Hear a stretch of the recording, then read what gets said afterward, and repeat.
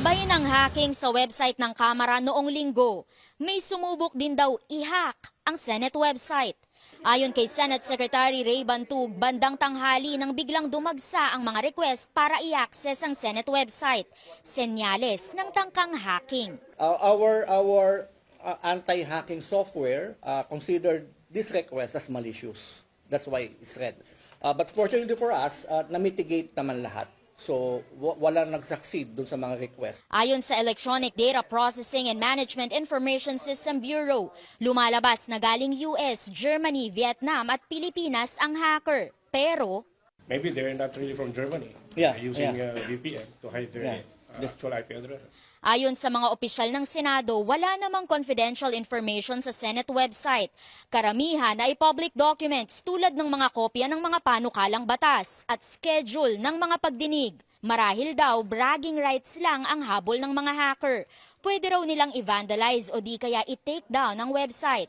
Pero ang mga opisyal ng Kamara nababahala na hindi lang website kundi mismong system nito ang sunod na targetin. Muling nag-offline ang House website kaninang tanghali dahil may sumusubok pa rin daw i-hack ito. Pero ang worry namin, pag na-penetrate nila, pwede nilang baguhin yung information dun to create problems and chaos, no? Kunyari, sa isang committee, yung committee report ganito, babaguhin nila.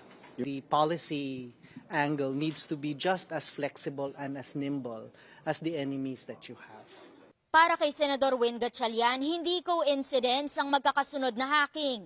Posible anya na organisado ang pag-atake para subukin kung gaano kahanda ang gobyerno na labanan ng mga cyber attack.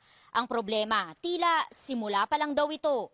Kinakatakutan ko, lumalim itong attacks nila to critical infrastructure, banking, yung mga airports natin, no? Mga flights natin, pwedeng ma-hack yan. Transmission line, electricity. So mas itong mga ito, wag na natin antayin na pasukan pa ito. Ani Gatchalian, kailangan natin ng cybersecurity experts. Inalis ng Kamara ang 300 milyong pisong confidential fund ng Department of Information and Communications Technology. Pero inaapela ng ilang senador na ibalik ito. Napakalaking irony that the biggest issue now is people want to know saan ginagamit yung confidential funds. On the other hand, things that have to be confidential like your health records are now being hacked and exposed to the public. Hirit ni Senador Alan Cayetano, dapat may masampulang maparusahan. Meron kriminal, pera-pera lang. Meron curious lang. Meron aktivista. If we don't solve it, magkakaroon ng mas sinister. Because information is power. Amor Santos, CNN Philippines.